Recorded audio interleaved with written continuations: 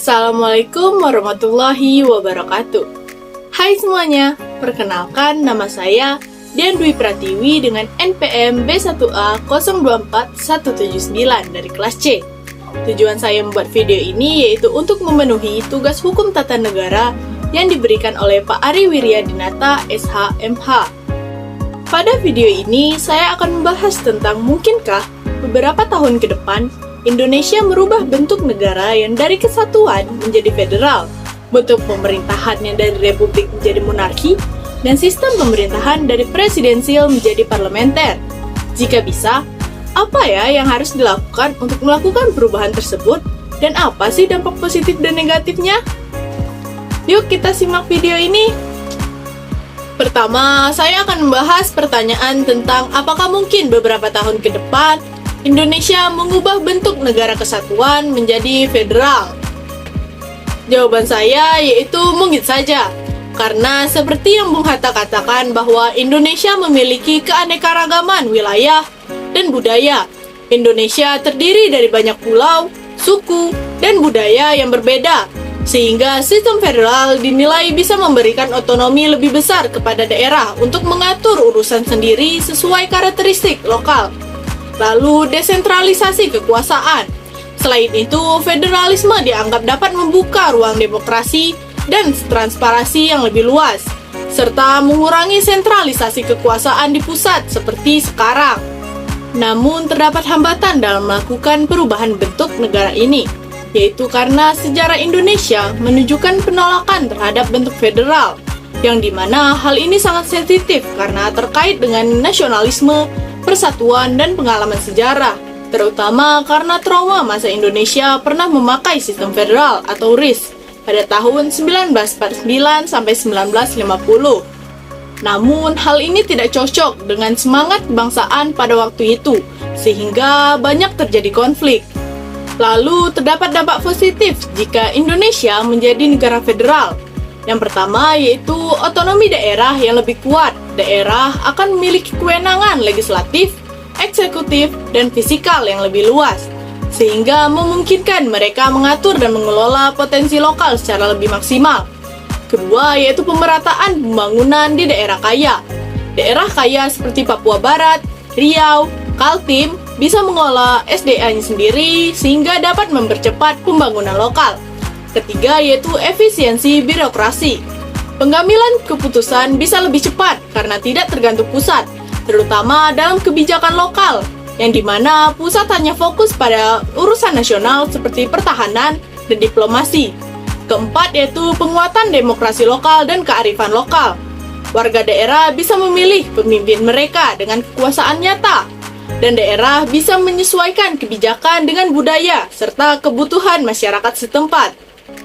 Selain dampak positif, terdapat juga dampak negatif jika Indonesia menjadi negara federal.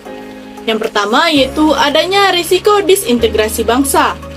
Daerah yang kuat secara ekonomi dan politik bisa mendorong agenda separatis atau otonomi yang terlalu luas, seperti pengalaman masa lalu, yaitu adanya PRRI, RMS, dan GAL. Yang kedua, kesenjangan antar wilayah meningkat. Daerah kaya bisa berkembang lebih cepat, sementara daerah miskin tertinggal jauh karena adanya perbedaan, beda kapasitas fisikal dan sumber daya, serta mekanisme solidaritas nasional yang kuat. Yang ketiga yaitu potensi konflik antar negara bagian. Persaingan antar wilayah dalam hal ekonomi, investasi, atau sumber daya bisa memicu konflik. Sistem federal punya dua lapis pemerintahan, yaitu pemerintahan pusat dan negara bagian, yang dimana membuat tumpang tindih dan lamban. Keempat yaitu perubahan sistem yang mahal dan kompleks.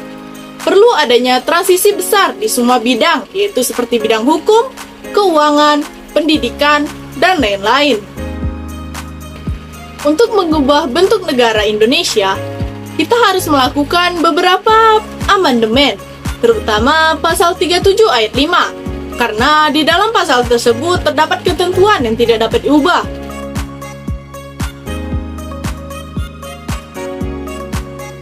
Selain pasal 37 ayat 5 di PPT ini, kita dapat melihat pasal apa saja yang harus diubah, perbandingan dari isi asli dan hasil perubahan, beserta alasannya. Yang selanjutnya yaitu, mungkinkah Indonesia beberapa tahun ke depan mengubah bentuk pemerintahan dari republik menjadi monarki? Jawaban saya yaitu tidak mungkin. Walaupun undang-undang tidak melarang perubahan bentuk pemerintahan, namun sejak kemerdekaan, Indonesia telah menegaskan diri sebagai negara republik, yang artinya sistem pemerintahan berdasarkan kedaulatan rakyat, bukan kedaulatan raja atau satu keluarga penguasa. Lalu, Indonesia saat ini menganut prinsip demokrasi yang kuat. Apabila melakukan perubahan ke bentuk monarki akan bertentangan dengan semangat demokrasi, konstitusi, serta semangat reformasi dan kemerdekaan yang diperjuangkan oleh bangsa. Serta apabila mengubahnya, berarti mengkhianati nilai dasar bangsa. Serta tidak ada satupun raja yang diakui oleh semua suku atau daerah, karena Indonesia sangat besar dan beragam.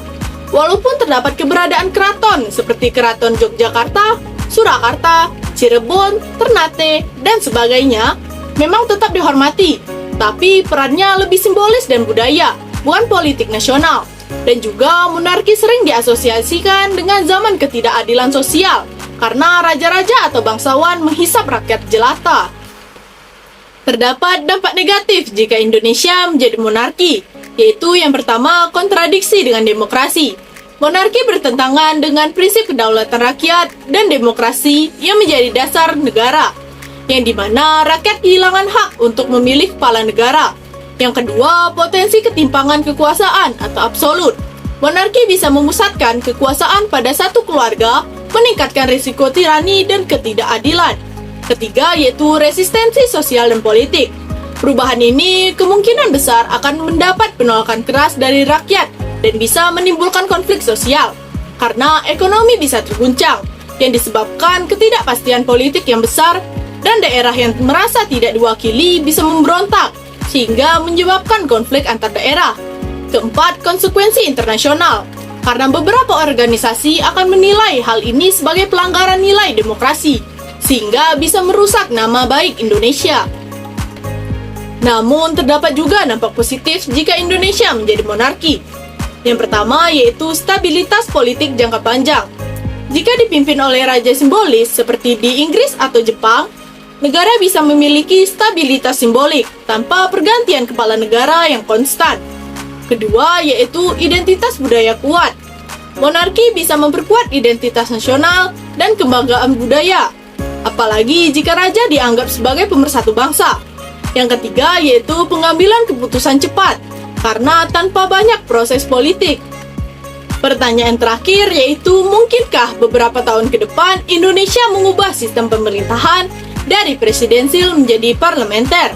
Jawaban saya yaitu Indonesia mungkin bisa, karena sistem pemerintahan bukan bagian inti dari Pancasila atau proklamasi, karena tidak terdapat hal yang mengatur tentang sistem pemerintahan, dan asalkan ada kesepakatan politik.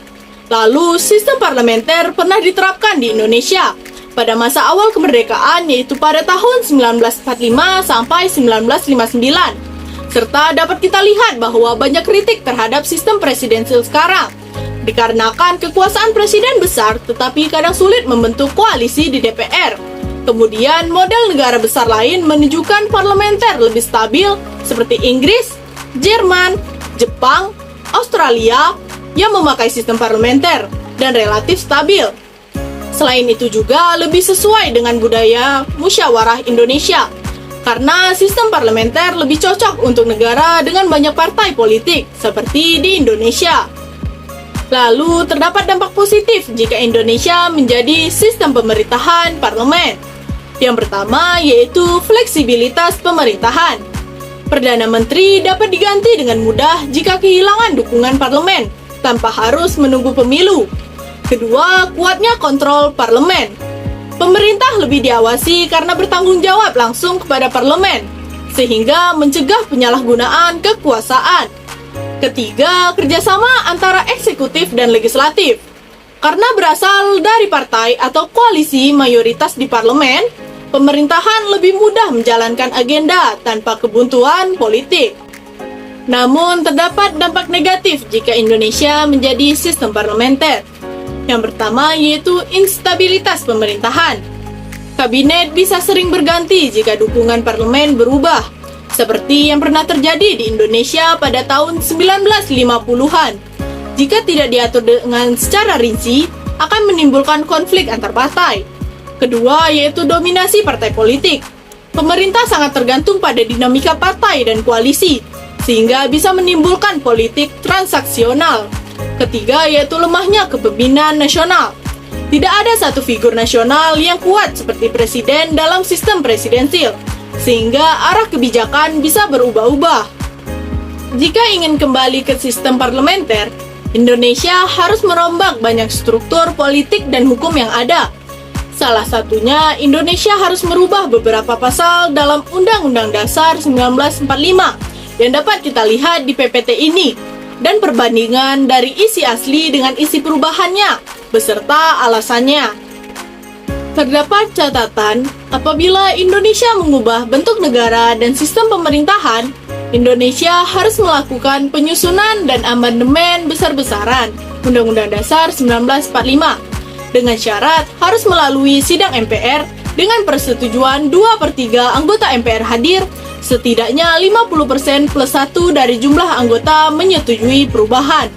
Setelah dilakukan perubahan, harus melakukan penyesuaian sistem pemerintahan dan pembagian wilayah seperti provinsi atau daerah berubah menjadi negara bagian. Lalu terdapat kesimpulan dari pembahasan yang saya bahas tadi. Perubahan sistem pemerintahan di Indonesia memang dimungkinkan, baik menuju bentuk negara federal maupun sistem pemerintahan parlementer, selama didukung kesepakatan politik dan amandemen Undang-Undang Dasar 1945. Gagasan federalisme dinilai relevan karena dapat memperkuat otonomi daerah, demokrasi, dan transparansi, sesuai dengan keragaman suku, budaya, dan wilayah Indonesia. Sistem parlementer juga dipandang lebih cocok dengan budaya musyawarah dan sistem multipartai Indonesia, serta telah terbukti stabil di berbagai negara besar. Namun, perubahan ke sistem monarki sangat tidak sesuai dengan semangat demokrasi, konstitusi, serta nilai-nilai kemerdekaan dan reformasi yang masih menjadi dasar bangsa Indonesia.